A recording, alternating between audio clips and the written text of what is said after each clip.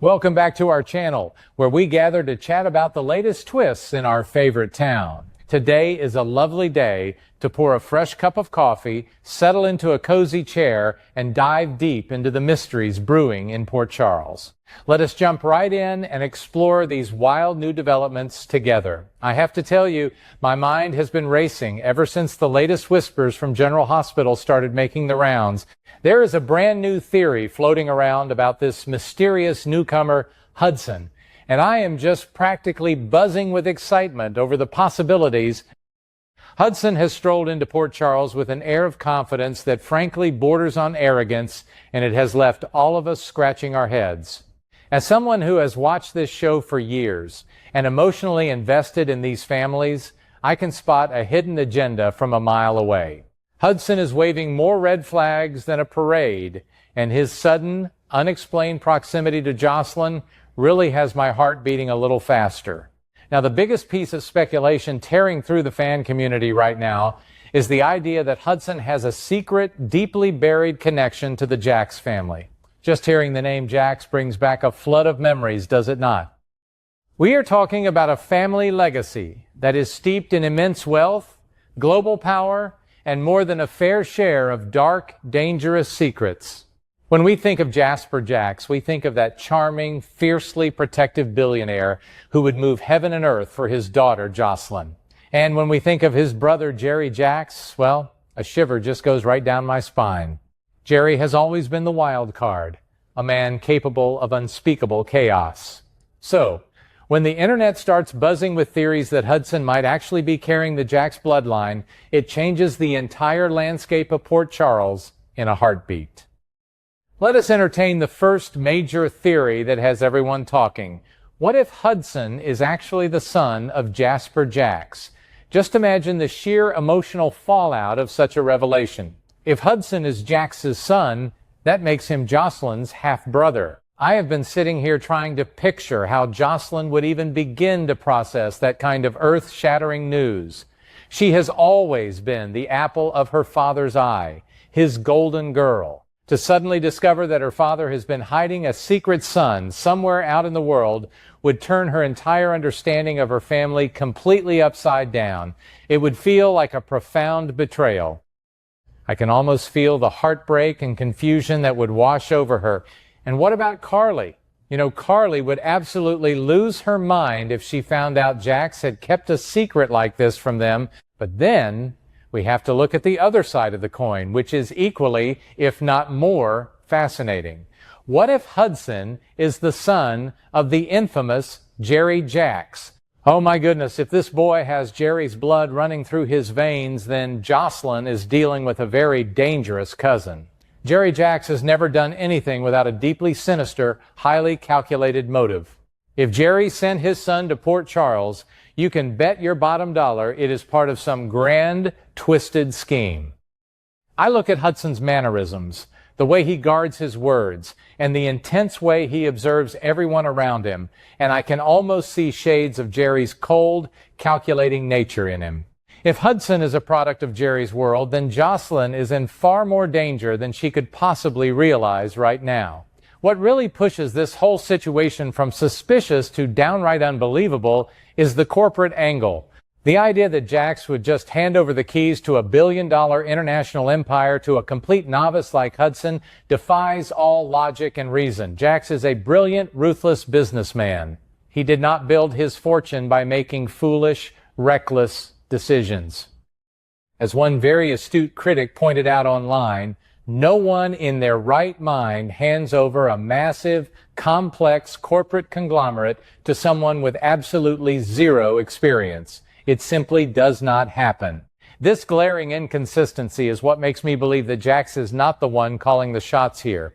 Either someone has forced Jacks's hand, or Jacks is completely out of the picture, and Hudson has somehow usurped this power through deceit. And then we have to talk about Hudson's incredibly alarming behavior toward Jocelyn, specifically regarding her father. The absolute nerve of this young man to look Jocelyn in the eye and tell her that she simply cannot reach Jacks by phone. I mean, who does he think he is? Jax would never, under any normal circumstances, cut off communication with his daughter. They have a bond that transcends continents and time zones. For Hudson to casually brush off her attempts to contact her own father is a massive, flashing warning sign. It is a classic isolation tactic. He is trying to cut her off from her primary source of truth and protection. I was practically yelling at my screen when he gave her that flimsy excuse. I just hope and pray that Jocelyn's sharp instincts kick into high gear immediately. Thankfully, Jocelyn is not a naive little girl who can be easily manipulated.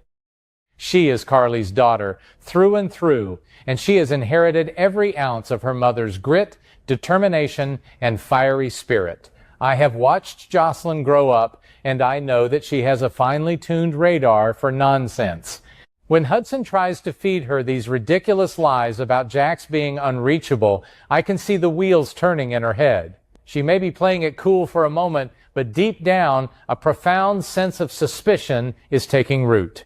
I am so emotionally invested in her journey right now because I want to see her step into her power and take this mystery head on. She knows her father better than anyone, and she knows that Jax would never abandon her or leave her in the dark without a fight. Now, this is where the story gets really juicy and where the writers have left us with some fascinating puzzle pieces to put together. Jocelyn is not without resources. In fact, she has some of the most powerful connections in the world right at her fingertips. We all know about her ties to the WSB, and more specifically, we know what people like Jack Brennan are capable of doing.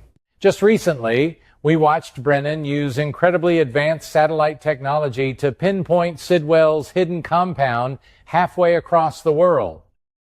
He was able to track down hostages, coordinate a rescue for Lucky and Isaiah, and even launch a precision strike. If the WSB can find a heavily guarded mercenary compound in the middle of nowhere, they can certainly trace a phone call or locate a billionaire businessman like Jasper Jax. This brings up a point of intense frustration for me as a viewer, but also a point of deep anticipation. Why hasn't Jocelyn tapped into these incredible WSB resources yet? If she has the slightest inkling that her father is in trouble or that Hudson is lying to her, she should be knocking on the door of anyone with a government badge and a satellite uplink. As some fans have rightly pointed out, if Jocelyn does not have the direct authority to order a trace, surely someone in her orbit does. It just does not make logical sense for her to accept Hudson's word when she has the means to uncover the truth. I am sitting on the edge of my seat, just waiting for that light bulb moment where Jocelyn realizes she does not have to play Hudson's silly little games anymore. She has the power to blow his cover wide open. While I am deeply engrossed in this mystery, I also completely understand the frustration bubbling up in the fan community regarding the introduction of yet another new character. We have a rich canvas of beloved characters who often struggle to get screen time. So, when a newcomer like Hudson takes up so much space, it is natural to feel protective of our longtime favorites. Some fans are asking if this is just a way to say Jax is never coming back, but I choose to look at it differently.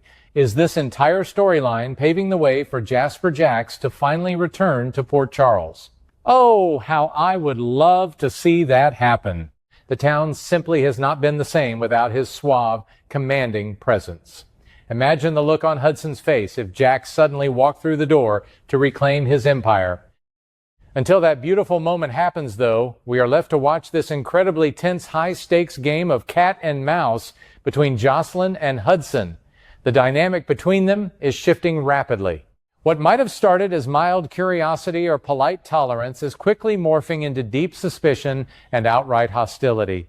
Every time they share a scene, I can feel the thick, heavy tension hanging in the air.